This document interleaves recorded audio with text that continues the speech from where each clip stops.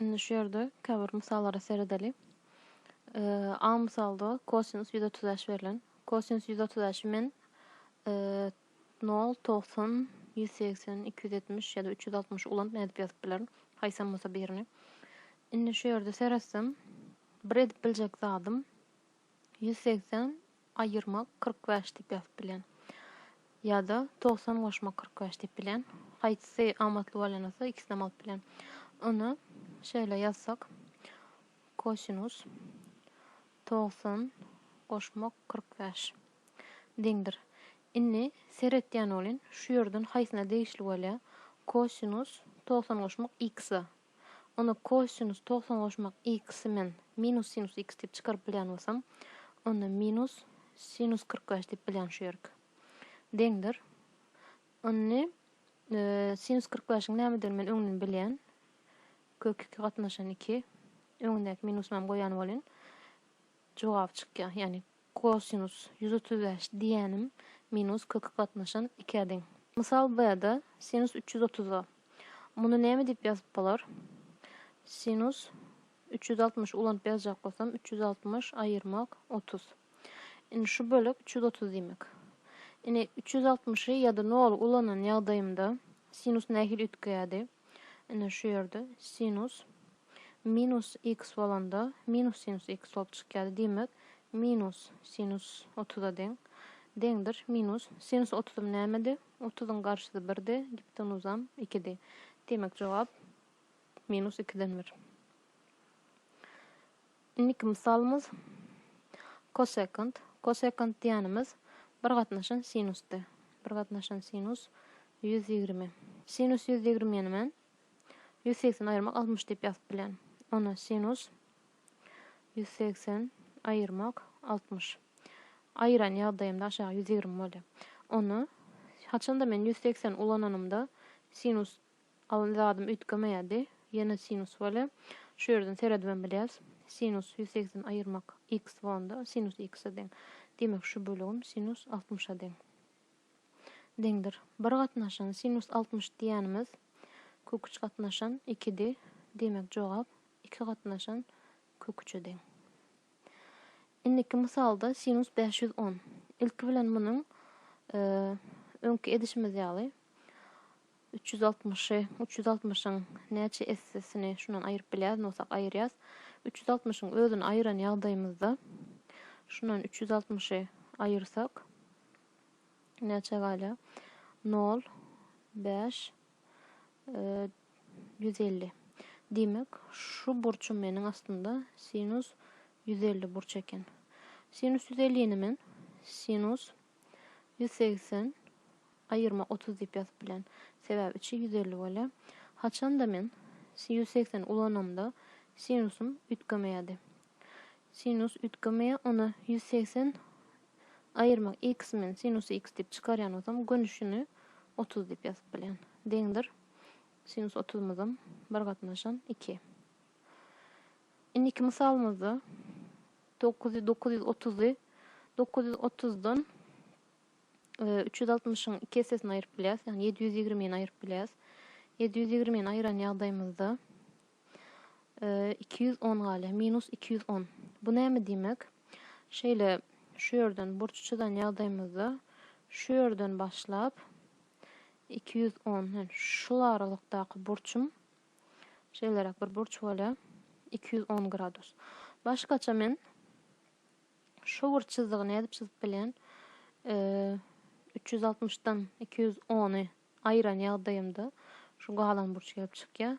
Onu 360 ayırmak 210 0 5 1 150. Demek şu ýerimiz tangens 150 gradus deňdir. 150'ni edil ýokarda edişim ýaly tangens 180 ayırmak 30 diýip alýan. 180 ulananım üçin tangensim ütgemeýär. 180 ulananymda tangensin özü minus bolup çykýan eken. Onda minus tangens 30 diýen. Tangens 30, tangens bolanda garşy gatnaşan goňşudy. 30'ın garşysy 1, goňşusy kök 3. Demek jogap minus 1 gatnaşan kök 3.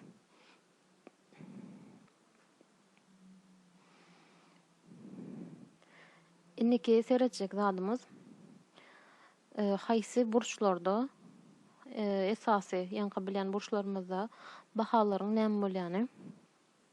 Indi şu ýerde tablica berilen haçanda gradusum 0 gradus bolanda sinus 0 0 deň, kosinus 0 1 deň, tangens 0 0 deň, kotangens 0 keskissiz.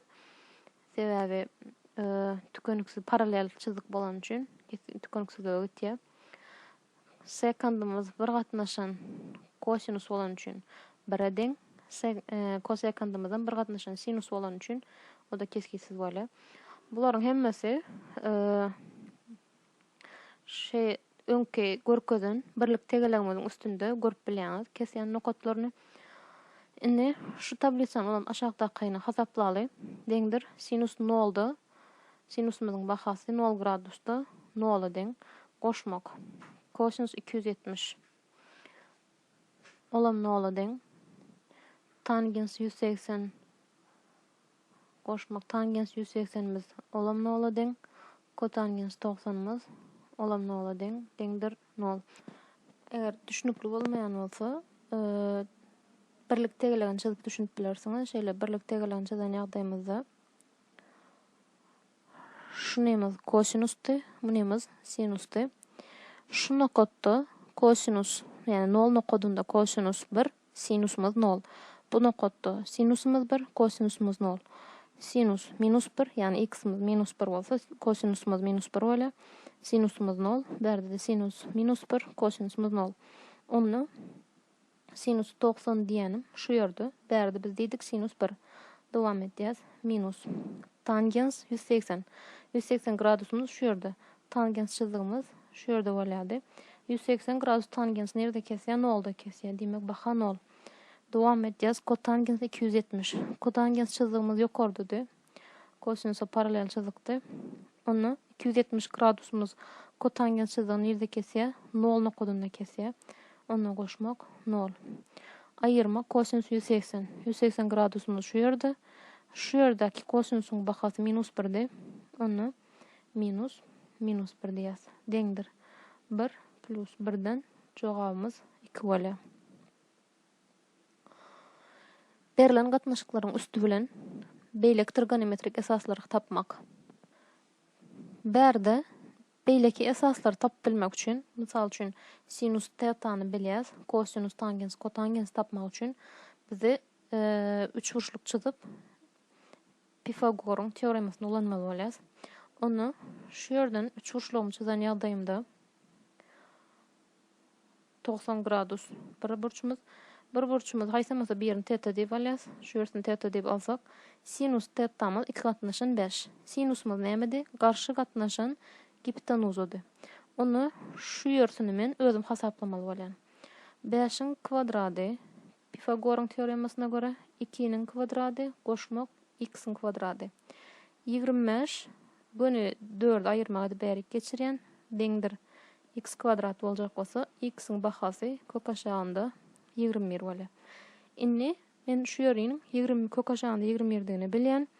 Onda kosinus teta deňdir tangens teta birim kotangens teta. Men bulary özüm gön ýazyp bilýän. Kosinus tetam goňşy gatnaşan hipotenuzudy. Onda kök 21 gatnaşan 5. Tangens tetam garşy gatnaşan goňşudy. Onu 2 gatnaşan kök 21. Kotangens teta goňşy gatnaşan garşydy. Onu kök 21 gatnaşan 2. Indiki misaly seretýäs. Indiki misalda kosinus teta deňdir minus 1 gatnaşan 3 diýip berilen. Berde kosinusyň minus bolmagynyň sebebi ikinji çärekde ýerleşmesi. Onu şeýle burçumuzy çyzaly, 3 burçlugymyzy. Şu burçumuzy teta diýip alan ýagdaýymyzda kosinusumuz goňşy gatnaşan hipotenuzody. Bärini x diýsek, x kvadrat goşmak 1 kvadrat deňdir 3'ün kvadradyna. Demek x kvadrat deňdir 9 aýyrmak 1'den x deňdir 2 kök 2. Indi berde hiç kilek alamatda problema çıkmadı. Sebebi 0 ile 90 arasında yerleşen için hemmesi poложительный. Berde ikinci çeyrek olan için gözüňde tutmaly zatlarımız var. Onu ilk bilen sinus theta, tangens theta, birim kotangens theta. Alamatlaryny anyklaly.